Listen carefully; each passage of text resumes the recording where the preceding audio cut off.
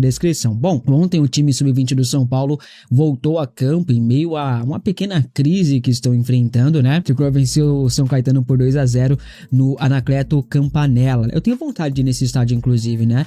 Bom, o jogo era válido pela quarta rodada do Campeonato Paulista da categoria. Os gols do São Paulo foram marcados por Igão, o zagueiro, e Nicolas Cauã. Inclusive, esse Igão recebeu diversos elogios do Muricy Ramalho, cara. O São Paulo tá buscando um zagueiro e pá. O Muricy deu uma entrevista recente falando que o São Paulo não precisa buscar zagueiro no mercado aqui. O São Paulo tem um zagueiro aqui e é o Igão.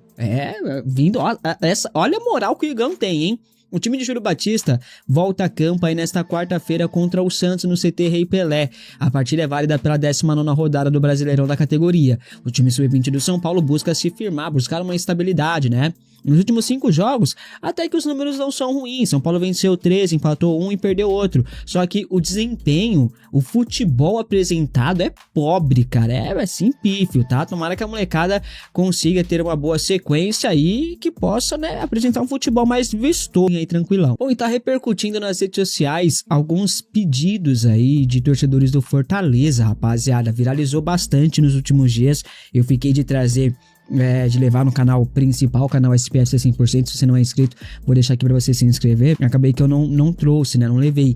E esses torcedores querem o André Silva no Fortaleza, pra esse ano já, inclusive.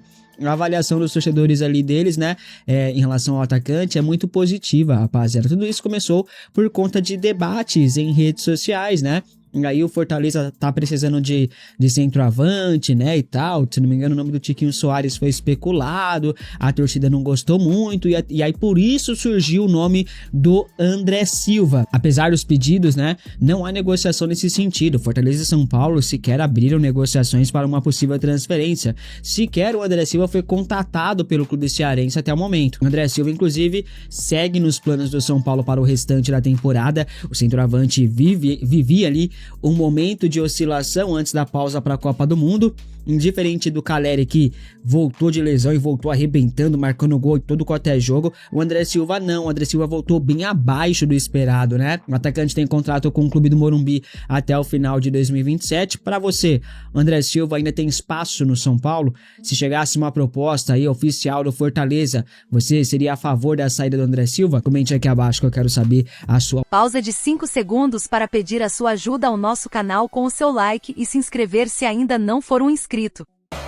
A Arboleda já está participando com os demais companheiros nos treinamentos do São Paulo. Ele se apresentou na segunda-feira, na verdade, começou a fazer ali os trabalhos físicos. Lá para quinta-feira ele já começou a fazer os trabalhos no campo.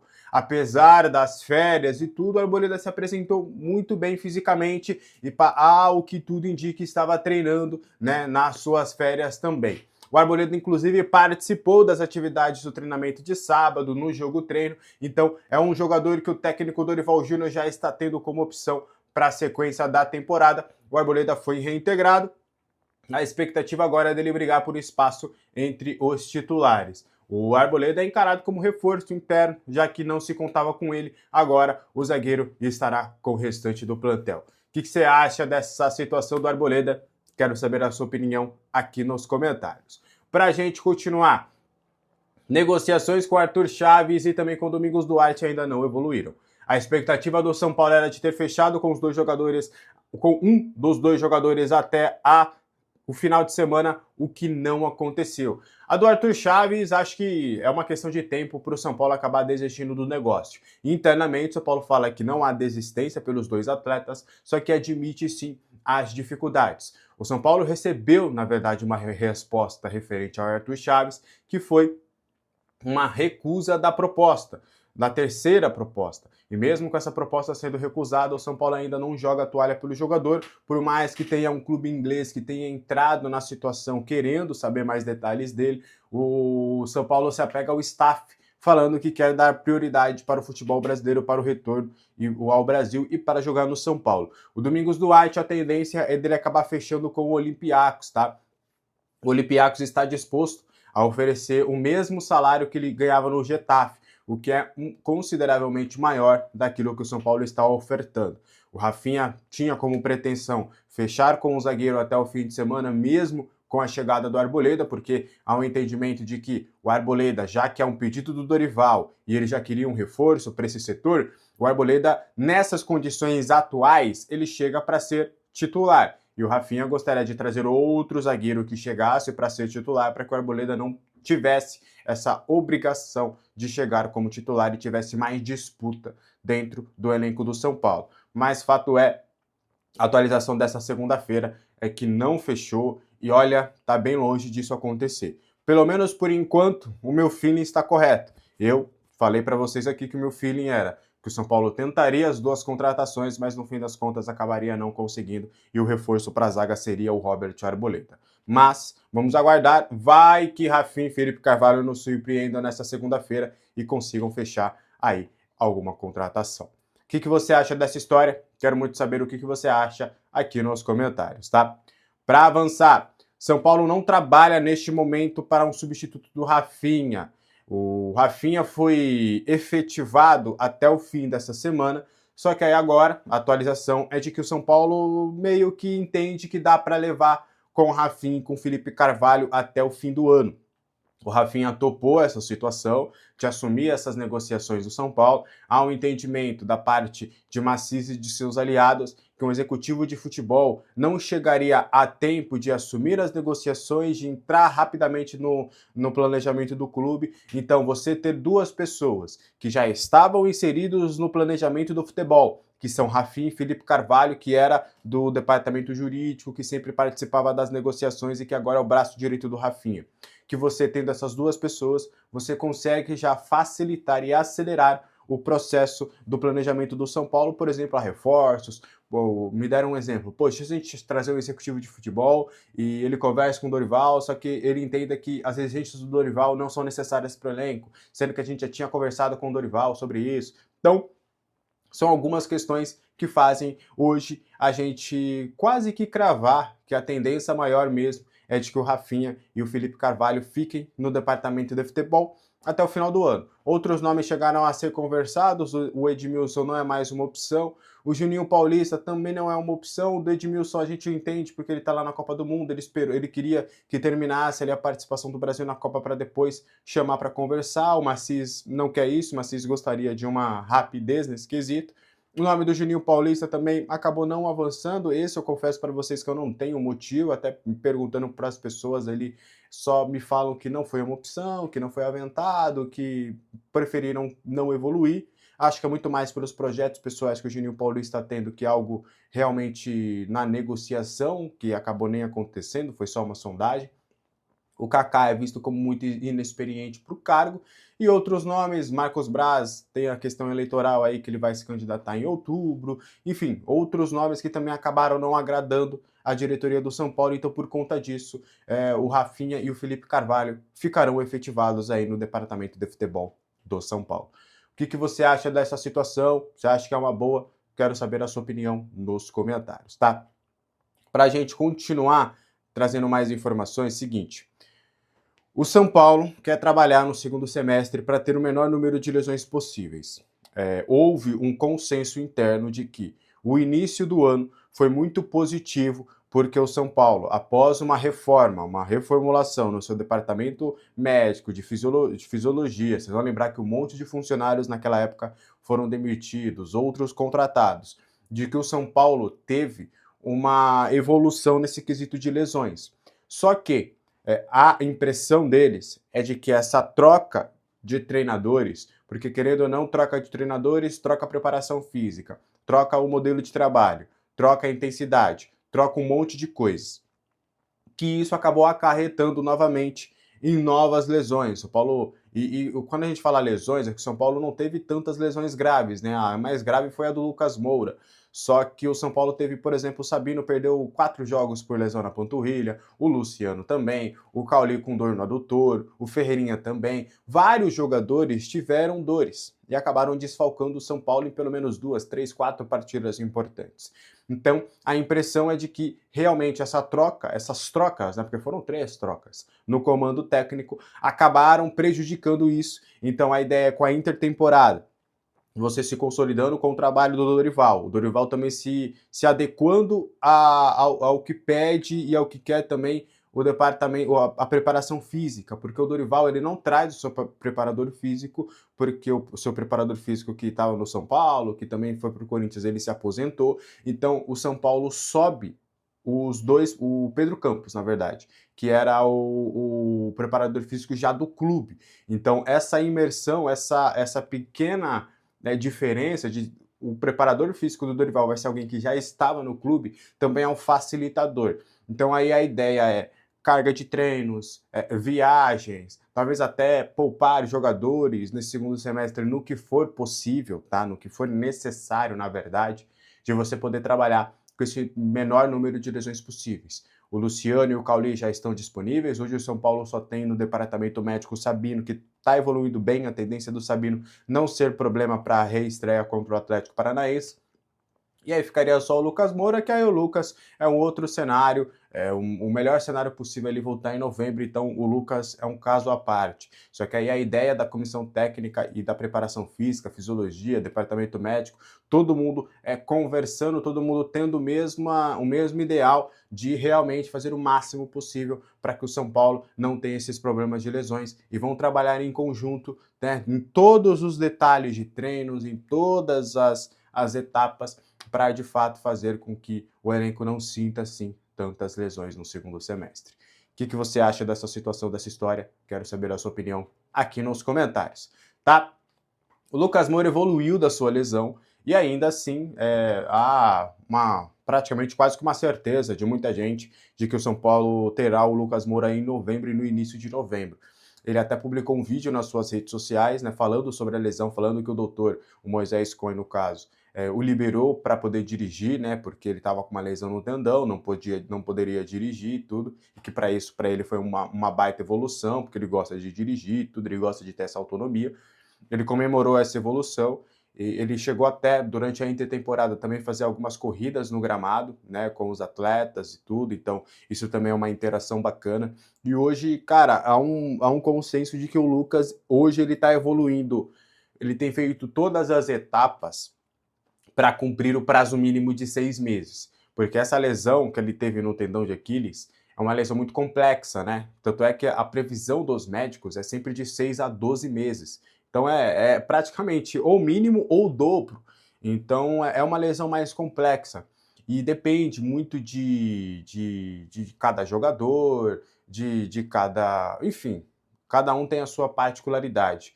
E o Lucas, ele tem trabalhado bastante, tem trabalhado às vezes em 2, 3 períodos, trata em casa, trata no CT, tem feito todas as etapas possíveis, tentou ao máximo possível também alinhar os seus médicos, as suas pessoas particulares também com o do clube, para tentar voltar em 6 meses. E hoje, até numa conversa informal, o Lucas, ele fala muito, tipo, ele olhou lá a datazinha lá da final da Sul-Americana, que é lá no final de novembro, e, cara, eu quero estar nesse jogo.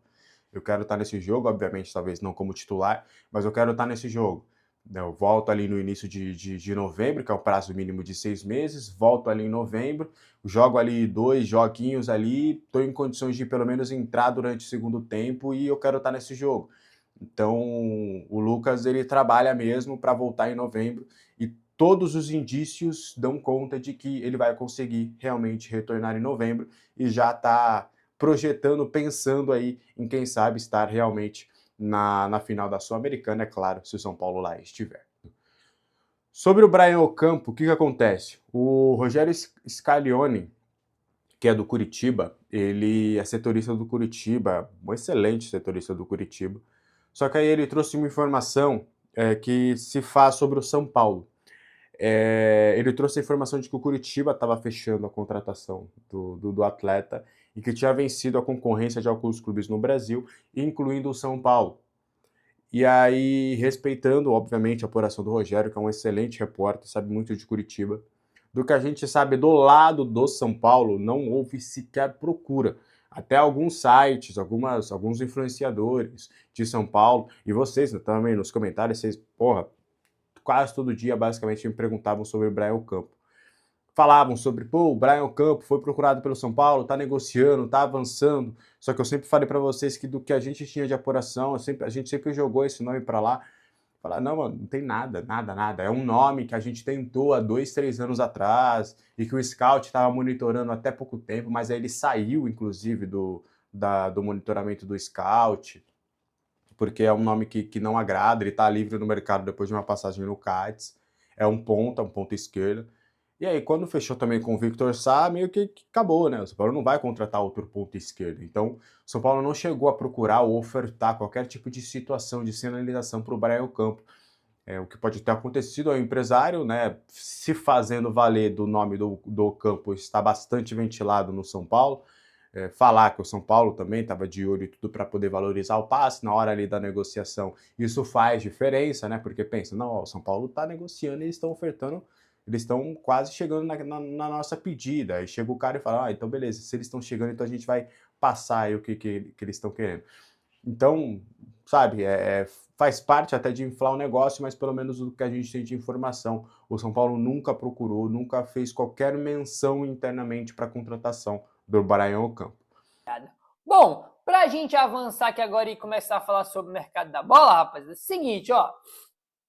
Informação aqui até que surpreendente, tá? Sobre o Bastos, zagueiro aí do Botafogo.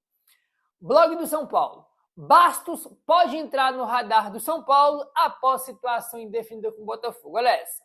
O São Paulo pode ganhar uma nova alternativa para reforçar o seu sistema defensivo na janela de transferências no meio do ano. O zagueiro Bastos do Botafogo vive um momento de indefinição no clube carioca e passa a ser observado pelo São Paulo. Segundo informações divulgadas pelo canal do TF, o defensor angolano não se reapresentou ao Botafogo após o período de férias. A diretoria alvinegra estuda quais medidas adotará em relação ao jogador. Rapaz, isso aqui é uma situação bizarra, né? Ele meteu o Arboleda, né? Deu um de Arboleda aí. Saiu de férias e não se apresentou. Que no caso do Arboleda foi mais grave ainda, porque não estava tendo férias, né? Tá todo mundo se preparando ali, se concentrando pro jogo contra o Cruzeiro. E o cidadão pega as coisas dele e mete o pé, né? Não foi nem férias e depois o cara não voltou mais. A Arboleda simplesmente sumiu do nada, né? Em meio à temporada aí, tá bom? A situação chamou a atenção do São Paulo, que mantém uma boa relação com o Botafogo e já realiza negociações recentes com o clube carioca como Arthur, Ferrarese e o volante Newton. Caso o Bastos realmente deixe o general Severiano, o São Paulo pode avaliar uma investida para reforçar o sistema considerado prioridade pela comissão técnica de Dorival Júnior. Cara, eu nem tinha visto essa informação, né? Só fui ver agora aqui relacionado ao São Paulo. O Bastos não se apresentou aí depois das férias, né, dos jogadores. E tem essa possibilidade dele deixar o Botafogo aí, e se ele realmente for deixar o Botafogo, o São Paulo está de olho. O São Paulo está no momento observando de olho na situação do jogador e quem sabe, se aparecer uma oportunidade, o São Paulo pode fazer uma proposta aí ao Botafogo pelo Bastos, né? Notícia aí que trouxe aí, né? O canal do TF trouxe o Bastos e o blog do São Paulo traz que o São Paulo está observando aí o jogador. São Paulo e Botafogo tem uma boa relação, né? As duas diretorias aí, tanto que já negociaram aí jogadores, estão negociando ainda a questão do Ferrarese pelo Newton, né, que já virou novela gigantesca. Aí o Ferrarese foi emprestado para lá, o Arthur foi emprestado para cá, então eles têm uma boa relação. Então, vamos ficar de olho aí. Assim, cara, o Bastos, ele jogou pra cacete naquele Botafogo de 2024, né? Foi um dos pilares daquele time do Botafogo. Só que depois ele conviveu com muita lesão, ano passado jogou muito pouco, né, cara? Vem jogando muito pouco aí por conta de lesões, é um jogador fisicamente frágil, que sempre está contundido aí, pelo menos assim foi depois daquele ano mágico de 2024, mas pode ser uma opção, até porque o São Paulo está com dificuldade de contratar zagueiro, né? O Arthur Chaves aí está indo para o saco com a negociação e voltou a conversar com o Domingos Duarte, mas até agora não conseguiu concretizar a contratação do Domingos Duarte. E o Bastos é um zagueiro, né? Então, em meio à dificuldade, o São Paulo pode tentar fazer um negócio aí com o Botafogo, mas vamos ver se realmente ele vai sair aí do Botafogo ou se ele vai se apresentar em breve e vai ficar tudo certo, né? Tem que aguardar essa situação ser definida aí para saber se o Botafogo vai negociar ou não. Então, assim, Vamos aguardar aí mais detalhes sobre isso. Beleza, rapaziada? Pra gente avançar aqui agora, bora falar sobre Lucas Moura. Olha aí. Lucas Moura publicou um vídeo em que está bastante emocionado e feliz com mais uma etapa de sua recuperação após lesão no São Paulo. Ele postou um vídeo falando o seguinte, abre aspas. Fala pessoal, um excelente dia a todos. Gravando esse vídeo para dizer para vocês que hoje estou muito feliz, que meu coração está cheio de alegria porque eu dei mais um passo na minha recuperação. Fui liberado pelo doutor para poder dirigir. E parece um detalhe pequeno, mas eu gosto muito de dirigir. Não gosto de ficar dependendo de ninguém para me levar onde eu preciso. E chegando no CT aqui nesta manhã, Deus falou comigo no meu coração. Então eu queria deixar essa mensagem para vocês. Seja grato nos mínimos detalhes da vida, porque são eles que fazem a diferença. Às vezes a gente passa preocupado com tantas coisas e esquece de agradecer pelos mínimos detalhes. A Bíblia diz tudo graças a Deus. Deus não desperdiça processo. Tudo é aprendizado, tudo faz parte de um processo para que o propósito de Deus se cumpra na nossa vida lá na frente. Fecha aspas aí para o Lucas Moura, né? Fez um vídeo dizendo que está avançando na recuperação, dizendo que já pode aí dirigir, né? Que ele gosta muito de dirigir aí. E assim, rapaziada, acho que uma coisa é a gente criticar o Lucas, que o Lucas não estava jogando nada, que o Lucas tem um salário alto, que o Lucas não joga há 2 anos, que não dá para renovar com o Lucas. Isso tudo é uma questão que faz parte do debate hoje do Lucas. Não tem como tirar ou ignorar isso. Só que independente de ele estar jogando bem ou jogando mal, independente de qualquer coisa, cara, a gente sempre vai torcer para que o cara se recupere, né, para que o cara consiga avançar nessa recuperação e que em breve ele esteja bem aí à disposição, aí, seja do São Paulo ou em outro time. Né? A gente nunca vai falar, não, é que esse cara tá machucado, que fique machucado para sempre. Vou desejar o mal para esse cara. Não, cara, não é assim. Entendeu? Uma coisa é a nossa análise dentro do campo, né, se serve, se não serve, mas a gente não vai jamais desejar o mal pro cara. Muito pelo contrário, né, que ele se recupere aí e consiga estar à disposição o mais rápido possível aí, porque é a saúde do cara. Né? O Jacuipense. Avançado o negócio com o volante Newton, já tem tudo alinhado entre os clubes e com o staff do atleta. O Newton já falou inclusive com o técnico Dorival Júnior e com o Rafinha. O alinhamento está sem ruídos no momento. Então o São Paulo e Newton, o salário do jogador já está tudo acertado, São Paulo e Botafogo também, já está tudo alinhado aí, bem encaminhado. Mas o Botafogo tem que negociar como fará com a Jacuipense, detentora dos direitos de Newton, ou melhor, dona de parte aí dos direitos aí do Newton. Jacuipense quer ser compensada na negociação e não quer mais manter os direitos. Eles não querem saber se o Ferrarese será ou não do Botafogo. Querem saber dos direitos de Newton e ganhar hoje, tá? Então tem essa questão. Evidentemente que o foco da negociação é São Paulo e Botafogo, Ferrarese pelo Newton, só que o Jacuipense tem uma porcentagem do jogador, do Newton no caso, e eles não querem saber da troca, quem vai para onde, não, eles querem grana em relação à porcentagem que eles têm. Eles não querem mais manter a porcentagem aí do Newton. Então tem essa questão aí.